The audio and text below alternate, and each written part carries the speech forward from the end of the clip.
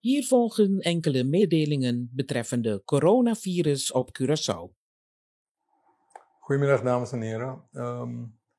Vandaag weer maandag, 13 april. Met de dagelijks, tweedagelijks, driedagelijkse updates zoals u wil. Maar even met informatie zoals die ook in de persconferentie is gegeven vandaag, maar nu in het Nederlands. Laat ik beginnen met de telling. We zijn nog steeds op dezelfde 14. Nog steeds inconclusief. En dan zijn er wel een paar mensen bijgekomen die weer tot genezen verklaard zijn. Dus 10 mensen zijn genezen. 1 ligt nog in het ziekenhuis. 1, zoals je weet, is overleden. En 2 mensen die worden nog vervolgd thuis in isolatie. En er is nog eentje die inconclusief is. En die volgen we ook. We doen alsof die wel positief is, totdat we zeker weten dat dat niet zo is. Dus dat zijn de mensen die we vervolgen. En op zich is dat bemoedigend dat we nog steeds op diezelfde 14 zijn. Maar we zijn er nog niet. We moeten even uitkijken. Het ging er vandaag om in de persconferentie. Er is beloofd na 2 weken dat er een evaluatie zal plaatsvinden om te kijken hoe ver we nu gaan. Wat is de stand? Hoe lang gaat het nog duren? Wat gaan we doen? U weet natuurlijk dat de hele wereld bezig is met dezelfde problematiek. Met dezelfde problemen te tackelen. Te kijken hoe moet je deescaleren. Wat is slim, wat is niet slim. De waarheid is een heleboel, meeste landen weten dat helemaal niet. En het is een beetje trial by error. En dat moeten we even kijken wat nou het beste uitpakt. Er zijn natuurlijk heel veel commentaar, heel veel kritiek. Natuurlijk heeft iedereen een mening. Dat is allemaal wel leuk en wel. Maar whatever je doet heeft ook consequenties. Dus dat wil ik u alleen even vandaag uitleggen. Ik ga u vandaag eigenlijk een korte presentatie geven van, en even terug in de tijd. Het meeste zal wel herhaling zijn. De meesten van u kennen het verhaal al. Maar even de boel op een rijtje te zetten. Wat hebben we gedaan? Waarom hebben we dat gedaan? En waarom is dat van belang voor de toekomst? Voor wat we dan nu naartoe moeten gaan. Dit is een plaatje van een update van hoe de stand van zaken is. Wat we hier hebben geprobeerd te doen is aangeven. Wat u ziet is die rode balkjes. Dat zijn de aantal nieuwe gevallen op die datum. Hier zijn de data. Dit is ongeveer rond 10, 11, 7, 8, 9 maart. Die oranje balken zijn eigenlijk wanneer mensen begonnen met symptomen. De rode balken is wanneer ze zich bij ons hebben gepresenteerd en wanneer ze een positieve test hebben gehad. Dat is van belang, omdat je ziet dat er nogal wat dagen tussen zitten. En in die tussenliggende dagen hebben mensen best de ziekte kunnen verspreiden. Ze beginnen met symptomen, denken misschien niet aan COVID, gaan niet naar de dokter, bellen verder niemand op. En pas na enkele dagen komt dat contact tot stand. En dan gaan we testen. Een aantal mensen zijn uit zichzelf thuisgebleven en een aantal mensen niet. Dus dit heeft er iets mee te maken. Deze delay is van belang om te noemen. Omdat iets heeft te maken en inzicht geeft van nou, waar moet je rekening mee houden in je tijdspannen en je reikwijdte. En hoe ver een ziekte zich verder kan uitbreiden, ja of nee. Wat u verder op het beeld ziet, dat zijn 2 andere assen op de zogenaamde y-as. Dit zijn de absolute nummers van de mensen. En hier ziet u de cumulatieve nummers van in totaal hoeveel mensen, hoe heeft zich dat ontwikkeld. U ziet het is een hele laag bij de grond liggende lijn over het totaal aantal mensen die bevestigd zijn met corona. En eigenlijk is dat niet helemaal juist. Dat grafiek moet hoger op liggen tot hier. We hebben iets van 240 mensen getest ongeveer. En dat is van belang dat je ziet, dus het aantal testen zit hier, het aantal positieven zit hier. Dat wil zeggen dat ongeveer 6% van de mensen die getest zijn, die zijn positief. Dat is een belangrijk getal, dat moet u even vasthouden. En al die mensen die getest zijn, dat is vrij liberaal nog, want dat is ook nog mensen die vanuit het ziekenhuis zijn getest. Die testen wat wijder, want die moeten wel iets volledige zekerheid hebben dat geen mensen die met corona in het ziekenhuis binnenkomen, want daar zitten juist mensen uit een risicogroep in. Dus die testen wat breder, dat is ook ziekenhuispersoneel met anderen die daar ziek zijn. Maar wel met symptomen. Dus niet mensen die asymptomatisch zijn. Mensen die asymptomatisch zijn, als je ze gaat testen, dan is de kans heel groot dat je die negatief test. In ieder geval is het zo dat je totaal aantal testen, dus de mensen die je getest hebben, dat zijn mensen allemaal met symptomen, of licht, of wat zwaarder, wat specifieker die door ons getest zijn. Maar in de 240 mensen getest met symptomen en maar 6% is positief. Dat getal is belangrijk, want hoe lager die percentage, hoe waarschijnlijker het is dat dat inderdaad een reëel beeld geeft, dat het inderdaad wel klopt, dat dat een reëel beeld geeft van wat er in het algemeen op je eiland gaande is. Wat was ook alweer het doel van die maatregelen? We hebben al die maatregelen getroffen, laten we even teruggaan. In deze periode hebben we de grenzen gesloten, met name voor de EU. Waarom de EU? Want de meeste mensen die wij ook zagen, dat waren mensen die uit Nederland kwamen, specifiek uit Brabant. En dat hebben we dus de grenzen gesloten voor waar het gaande was in Europa op dat moment. Waar de meeste kans was om ook besmet te raken en dat ook terug te brengen naar Curaçao. Kort daarna besloten we om de grenzen te sluiten ook voor buiten Europa. Ook vanwege de ontwikkeling in de VS. En dat we ook daaruit toeristen krijgen en mensen uit de buurt. En daarop weer kwam een periode waarin er de grenzen helemaal werd gesloten. Voor iedereen. Dus hier bleven we nog open voor ingezetenen. Hier werd ook voor ingezetenen de boel op slot gezet. En vervolgens is hier ook de lockdown gekomen, zoals we dat hebben genoemd. Dus dat je ook na 30 maart, dat er, behalve dat er de avondklok was al een paar dagen daarvoor, was er daarna een lockdown juist omdat wij te maken kregen met lokale transmissie. En toen was het moment aangebroken om ook binnenishuis de bewegingen te limiteren en proberen die lokale transmissie zo goed als mogelijk te beperken. Wat waren het doel van die maatregelen tot nu toe? Iedereen heeft het over flatten the curve. Maar dames en heren, ik heb een verrassing voor u. Dat was helemaal niet ons doel. Ons doel was crush the curve. Maak hem helemaal stuk. Niet flatten, maar gewoon helemaal weg. En waarom was dat nodig? Omdat als we dat anders deden, we hebben allerlei modellen laten maken, we hebben zelf modellen zitten bouwen. Maar die modellen, die zien er wel leuk uit, maar die zijn eigenlijk niet helemaal oké. En dat is niet de schuld van de modelbouwers, het is niet de schuld van die modellen. Het komt omdat er een relatief klein aantal data zijn op basis waarvan we moeten werken. En dan zijn die modellen minder nauwkeurig. Dan is de margin of error, dus de foutpercentage die je kunt inbouwen, die is te groot. En daar kun je dus minder goed op voorspellen. Maar dat is niet zo belangrijk, want alle modellen laten wel 1 ding of 2 dingen zien die wel van belang zijn. Wat zij laten zien is dat als er lokale transmissie is, dat dan de toename van gevallen op jouw eiland exponentieel kan toenemen. En dat dat in een hele korte tijd kan, dat is 1. 2, wat het ook laat zien, is dat je binnen een mum van tijd aan je maximum zit van bijvoorbeeld je IC-capaciteit, je ziekenhuisbeddencapaciteit. Dus wat je krijgt, een rap tempo, als je niks doet, is dat veel mensen sterven aan die COVID. Zorgwerkers komen in de problemen, die worden ook besmet en die worden gedemoraliseerd omdat ze zien dat ze tegen de bierkaai op aan het vechten zijn. Ze kunnen dat niet. Het zorgsysteem stort in. Mensen gaan ook dood aan andere dingen dan COVID. Die worden ziek, die krijgen andere dingen. Als dit gebeurt en je zorgsysteem in elkaar stort, krijg je juist grootschalig paniek, wat voor ons een nog veel groter probleem gaat opleveren. En het is een economische ramp die zijn weergaan niet kent. En waar het om gaat, dames en heren, is dit. Is dat er geen tijd is om te wachten, om te kijken of die voorspelling wel klopt, ja of nee. Want als je maar 1 of 2 dagen te lang wacht, dan ben je al aan die tax en dan is de hek van de dam. En dan heb je een probleem. Dus er is geen tijd voor wait and see.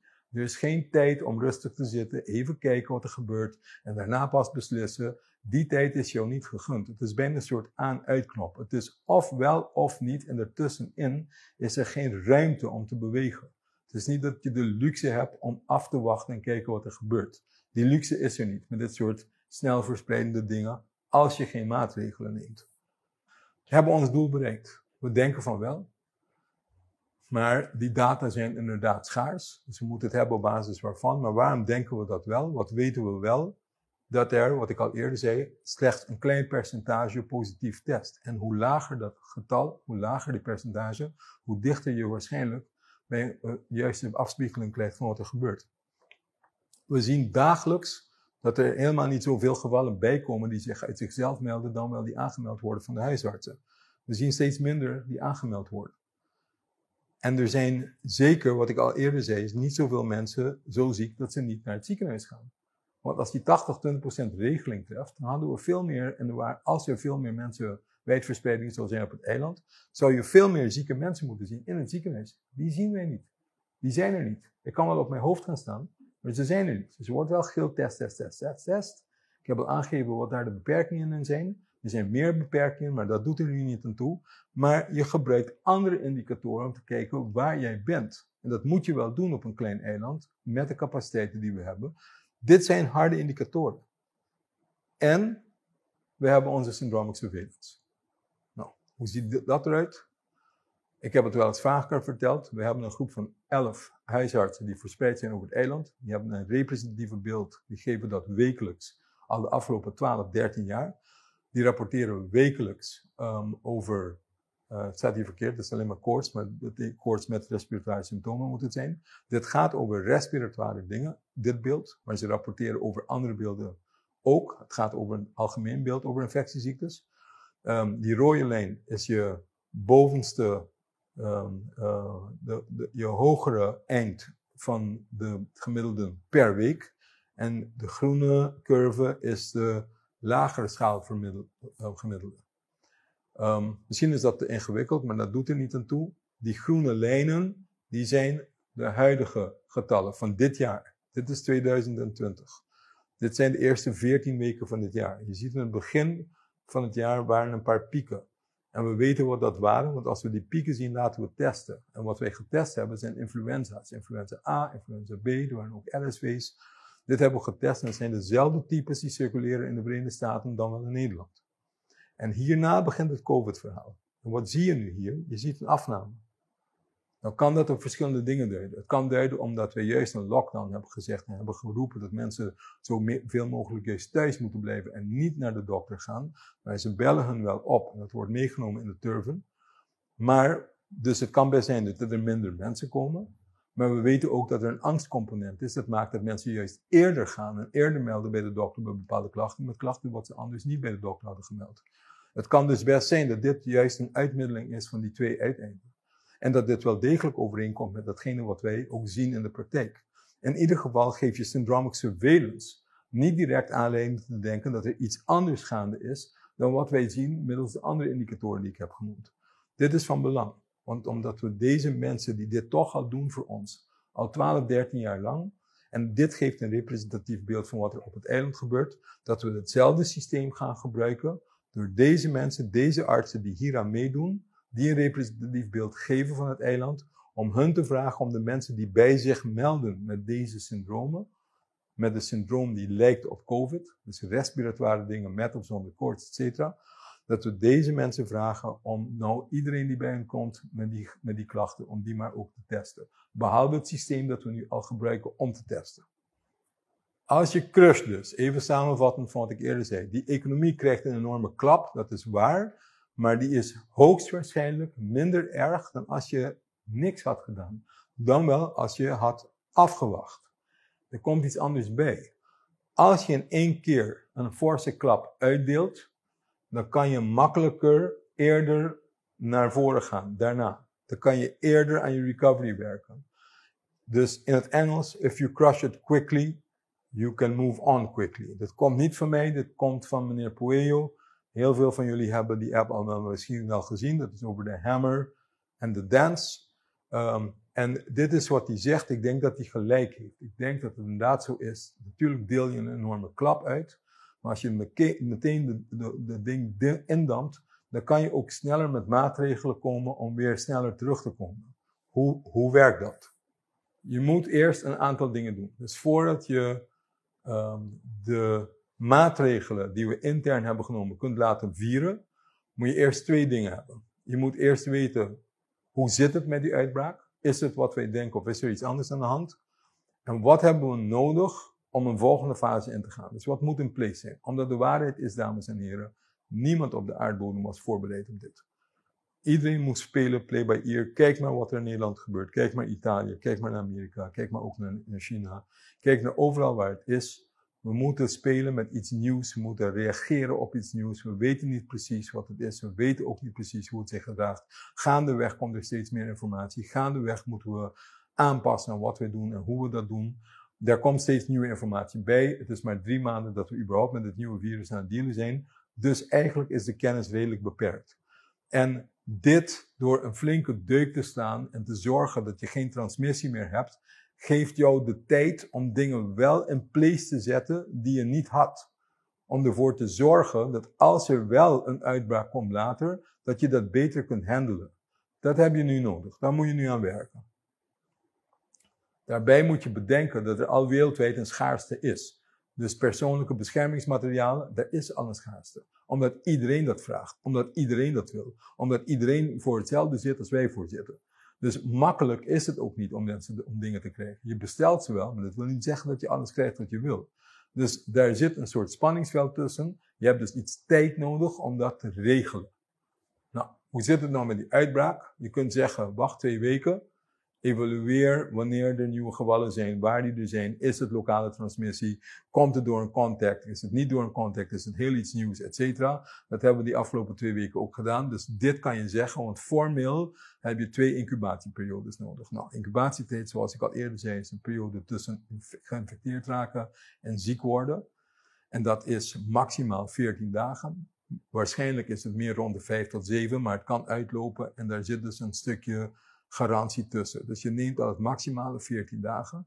En eigenlijk moet je 2 keer die 14 dagen nemen. Waarom? Want als je besmet raakt rondom die 14 dagen, dus rondom de 13e of 14e dag of 12e dag voor mijn part, dan kan het best zijn dat je pas ziek wordt die paar dagen daarna. Dus wel in de periode daarna. Als dat ongemerkt gaat, kan dat best tot een spreiding leiden. Daarom doe je er goed aan, theoretisch, om 2 keer die of de incubatieperiode, om die op te volgen en te kijken wat er gebeurt. Je kunt waarschijnlijk wel wat meer relaxen als je denkt dat er niet veel verspreiding is. Maar eigenlijk weet je dat niet zeker. Vandaar dat we juist ook die data tenminste nog deze week, tenminste nog 1 week data vergaren via die syndromic surveillance. Die ons kan vertellen, klopt het wat we denken of zitten we ernaast? Ja, of is het meer verspreid dan wat we denken? Die tijd, om dat beter te weten, is 1, maar 2... om je ook extra te kunnen voorbereiden, zodat je die transitie ook beter en meer safe kunt maken. Bereiden op de volgende fase. Je moet dat doen, omdat je, als er wel wat gebeurt, terwijl je in de volgende fase bent, wil je dat niet terugdraaien. Je wil niet teruggaan naar diezelfde ellende. Dat moet wel anders eruit zien, zodat je, wat ik net zei, daarmee kan dealen op een betere manier. Zodat je beter op voorbereid bent. En dat is het doel van die volgende fase. Waar moet aan gedacht worden voor je kunt deescaleren? Je moet dus zorgen dat je die healthcare system, je gezondheidszorgsysteem, je zorgsysteem, iets meer body kunt geven voor het geval dat het wel leidt tot een toename. Waarbij als het zou leiden tot een toename, je hebt geen Duitsland naast de deur zoals Nederland dat heeft om mensen daar naartoe te sturen naar de IC te gaan. Je hebt niemand naast de deur naar wie je het kan toestaan, want de mensen naast jouw deur, die hebben hetzelfde probleem als dat jij hebt. Je kunt ze niet naar Nederland sturen, je kunt ze niet naar de eilanden in onze buurt sturen. Je moet maar zelf zorgen dat je dan wel tenminste iets meer opvangmogelijkheden hebt om ermee om te kunnen gaan, mocht dat nodig zijn. Dus, je moet kijken naar je aantal IC-bedden, je moet kijken naar je personeel, je moet kijken of je die teams hebt, je moet kijken of je de materiaal en de middelen hebt, en de geneesmiddelen hebt, en de materiaal die je gebruikt om mensen te beschermen. Je moet zorgen dat het bij de juiste groepen terechtkomt. Ziekenhuizen, tandartsen, huisartsen, thuiszorg, ouderenzorg, noem maar op. En je moet zorgen dat die mensen er ook weten hoe ze ermee om moeten gaan. Want als je dat niet elke dag gebruikt, dan weten zij, daar zijn ze ook niet in getraind. Dus de mensen moeten getraind worden. Je moet niet alleen de middelen hebben, maar die moeten ook wel weten hoe ze het moeten gebruiken. Is ook nieuw voor de artsen, voor de verpleegkundigen. Dus, samengevat. Wij moeten zorgen voor een tweede fase. Dat de zorg klaar is, dat de samenleving klaar is, dat wij weten dat die social distance en hygiënische maatregelen, dat dat niet klaar is na dit. Dit gaat nog een tijdje door. Juist omdat wij nog moeten toewerken naar die grenzen open te maken. En als die grenzen open zijn, kan je herintroductie van het virus krijgen. Sure. Er zijn ook mensen die praten over immuniteit. En waarom hebben we dat niet gedaan? Daar word ik ook dagelijks over geappt van zo bouw je toch geen immuniteit op. Je moet losser zijn. Laat me dat even adresseren. Die immuniteitsverhaal, shaky business. Die immuniteitsverhaal, je hebt minstens 60 tot 70% herd immunity nodig. Die bouw je niet op door een paar lichte maatregelen te treffen, dat inderdaad een paar mensen meer ziek worden. Dat is geen opbouw van herd immunity. Als je die herd immunity wil opbouwen, heb je het over 60 of 70% van je populatie die dan immuun is. En als je dat wil bewerkstelligen, gaat dat gepaard met meer doden. Geheid. Gaat dat gepaard met een ontiegelijke aanslag op je zorgsysteem, met alle dingen wat ik daarvoor heb verteld. Dat is waar het mee gepaard gaat. Dus dat idee dat je gecontroleerd immuniteit kunt opbouwen, forget it. Dat is niet mogelijk, zeker niet op een klein eiland waar het zo nauw luistert. Gaat niet gebeuren. Daarom is dat nooit een optie geweest. Dus, wij moeten klaar zijn om te weten dat we voorlopig niet klaar zijn met die corona. Dat we, wat wij roepen in termen van social distancing, dat wij roepen in termen van die hygiënische maatregelen, dat dat bijna een soort nieuw normaal zou moeten worden. Dat betekent niet dat je niet dichter of normaal leven kunt hebben, maar als je eenmaal weet hoe je met elkaar moet omgaan, et cetera, dat betekent wel dat er misschien toch wel andere maatregelen getroffen moeten worden voor wat betreft je werkomstandigheden, voor wat betreft je normale uitgangsmogelijkheden, voor wat betreft hoeveel mensen dat je tegelijk in de supermarkt wil hebben. De dingen dat we nu doen, die zal dan op een andere manier gestructureerd moeten worden, willen wij met elkaar proberen de boel nog even in de gaten te kunnen houden. Dus wij moeten daar naartoe dat we toch op een andere manier met elkaar zullen moeten omgaan. Niet dat we als mensen niet meer als mensen moeten functioneren, juist wel, we moeten meer als mensen functioneren. Maar er zijn een paar maatregelen die we beter in de hand moeten houden. We moeten klaar zijn om die testen te kunnen uitvoeren. Dus als het is dat er een outbreak is, hebben we dan die capaciteiten. Hebben we genoeg mensen getraind? Weten we hoe we dat moeten doen? Zijn er andere testen mogelijk die misschien sneller kunnen reageren? Etcetera. Die dingen moeten we ook in place hebben. We moeten die epidemiologische ontwikkelingen beter kunnen volgen. En we moeten waarschijnlijk technologie gaan gebruiken om, als er gevallen zijn, om die te onderscheppen of die te traceren, ja of nee. Er zitten een heleboel haken en ogen aan, maar we moeten daaraan denken om hoe dat gaat. Goed, even terug. Wat hebben we gedaan? Ook dit is een grafiek die komt van Thomas Pueyo. Ik heb hem weer hergebruikt omdat ik het vind dat het handig weerspiegelt. Wat u hier ziet is, stel dat er in het begin helemaal niks was gebeurd. Dan krijg je deze rode lijn. Dat is doing nothing. U ziet het. De blauwe lijn is als je mitigeert. Als je zegt, nou, we doen wel wat dingen, maar niet zo ernstig, want we kunnen het wel aandenken. Foute boel. Waarschijnlijk even foute boel als niks doen. Misschien iets minder, not by much. Dit is wat wij hebben gedaan. Eigenlijk is het waarschijnlijk dit geweest. Dit is wat meneer Pueyo noemt de hamer. De hammer. En daarna, wanneer je weer open gaat, je probeert dit te bewerkstelligen. Dat is de dance. De dans. Wij zijn hier. En wat we willen proberen te doen, is dat we dit niet meer gaan krijgen. Of niet alsnog krijgen. We hebben alleen maar dit gehad. We willen het graag zo houden. Dit willen we niet. Dat is de bedoeling. Dat is wat er moet gebeuren in de volgende fase. Dus, je kunt niet meteen overgaan van het lockdown die we nu hebben, dan plotsklaps alles weer openzetten.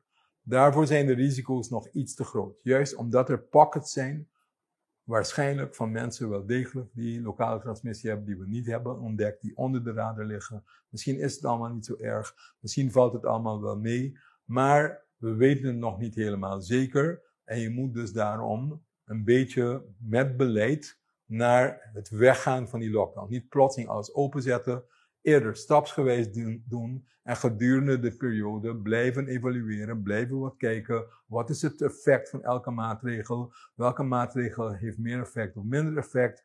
Hoe kunnen we dat het beste doen? Misschien sommige andere maatregelen in place stellen wanneer we bepaalde weer weghalen. Daar een beetje mee spelen tot we een balans krijgen. En beginnen misschien met maatregelen opheffen die minder risico's veroorzaken voor verspreiding, maar toch wel een verlichting geven van hoe je ermee omgaat, ja of nee. Nou, wanneer de situatie onder controle is en je gezondheidszorgsysteem inderdaad goed voorbereid is en je denkt dat je de risico's wel aan kan, omdat je dit allemaal in place hebt, dan zijn er een aantal opties waar je aan kunt denken. Natuurlijk, het is een probleem. Zolang Nederland in de problemen is, de Verenigde Staten in de problemen is, moet je heel erg uitkijken. Maar als je dat wel doet, en als je besluit om de grenzen open te maken, dan moet in ieder geval duidelijk zijn dat iedereen van buitenaf verplicht zal zijn 14 dagen in quarantaine te zijn in het begin.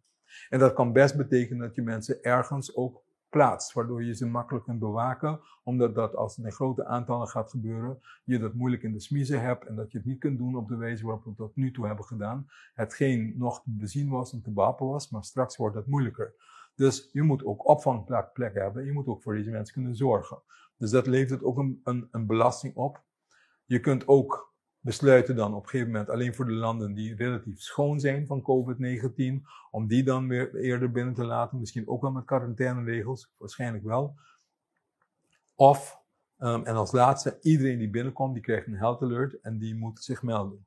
Als je er goed naar kijkt, is het eigenlijk het omgekeerde van wat we hebben gedaan. In het begin hebben we iedereen een health alert kaart gegeven. Vervolgens gingen we dit doen. Alleen landen die vrij waren, die mochten nog binnenkomen. En vervolgens hebben we de boel op slot gegooid. Dus het is eerder een soort omkering van wat we gedaan hebben, om dan weer een place te zetten in het deescaleren van het geheel. Welke mogelijkheden moet u aan denken of kunt u aan denken wanneer wij het hebben over het relaxen van de mogelijkheden? In ieder geval individuele, ja, er staat op oefeningen, maar wat we bedoelen is dus mensen die individueel op stap gaan elke ochtend of met een hond willen lopen, et cetera. Er is ook kritiek geweest, ja, wat is nou het probleem van waarom moest dat dicht? Natuurlijk, we kunnen bij iedereen die iets doet wat hij wil, zegt van waarom kan ik dat niet? Maar stelt u zich voor dat iedereen dat dan op een gegeven moment gaat doen. Ook mensen die het voor die tijd niet deden. Als we zeggen, ja, iedereen mag lopen in hun buurt, dan gaat ook iedereen lopen in die buurt. En als dat dan gewoon dichtbevolkt buurt is, dan hebben we precies hetzelfde probleem. Dus er zijn wel degelijk redenen waarom we dingen doen zoals het moet.